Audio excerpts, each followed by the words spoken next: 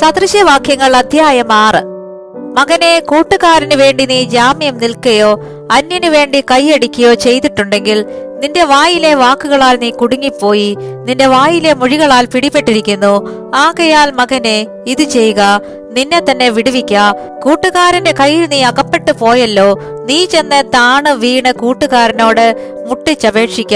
നിന്റെ കണ്ണിനെ ഉറക്കവും നിന്റെ കണ്ണിമയ്ക്ക് നിദ്രയും കൊടുക്കരുത്. മാൻ നായാട്ടുകാരന്റെ കയ്യിൽ നിന്നും പക്ഷി വേട്ടക്കാരന്റെ കയ്യിൽ നിന്നും എന്ന പോലെ നീ നിന്നെ തന്നെ വിടുവിക്ക. മടിയ ഉറുമ്പിന്റെ അടുക്കൽ ചെല്ലുക, അതിന്റെ വഴികളെ നോക്കി ബുദ്ധി പഠിക്ക. അതിനെ നായകനും മേൽവിചാരകനും അധിപതിയും ഇല്ലാതിരുന്നിട്ടും വേനൽക്കാലത്തെ തന്റെ ആഹാരം ഒരുക്കുന്നു, കൊയ്ത്തുകാലത്തെ തന്റെ തീൻ ശേഖരിക്കുന്നു. മടിയ, നീ എത്ര നേരം കിടന്നുറങ്ങും? എപ്പോൾ ഉറക്കത്തിൽ നിന്ന് എഴുന്നേൽക്കും? കുറെ കൂടെ ഉറക്കം, കുറെ കൂടെ നിദ്ര, കുറെ കൂടെ കൈകെട്ടിക്കിടക്ക.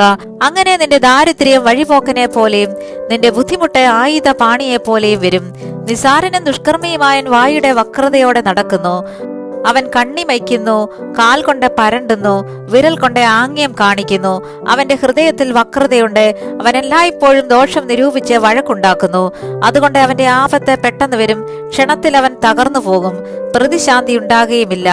6 കാര്യം യഹോവ വെറുക്കുന്നു, 7 കാര്യം അവനെ അറപ്പാകുന്നു: ഗർവമുള്ള കണ്ണും വ്യാജമുള്ള നാവും, കുറ്റമില്ലാത്ത രക്തം ചൊരിയുന്ന കൈയും, ദുരുപായം നിരൂപിക്കുന്ന ഹൃദയവും, ദോഷത്തിന് ബന്ധപ്പെട്ട് ഓടുന്ന കാലും, ഫോഷ്ക് പറയുന്ന കള്ളസാക്ഷിയും, സഹോദരന്മാരുടെ ഇടയിൽ വഴക്കുണ്ടാക്കുന്നവനും തന്നെ.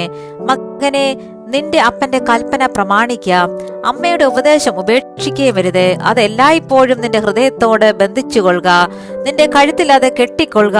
നീ നടക്കുമ്പോൾ അത് നിനക്ക് വഴി കാണിക്കും, നീ ഉറങ്ങുമ്പോൾ അത് നിന്നെ കാക്കും, നീ ഉണരുമ്പോൾ അത് നിന്നോട് സംസാരിക്കും. കൽപ്പന ഒരു ദീപവും ഉപദേശം ഒരു വെളിച്ചവും, പ്രബോധനത്തിന്റെ ശാസനകൾ ജീവന്റെ മാർഗവുമാകുന്നു.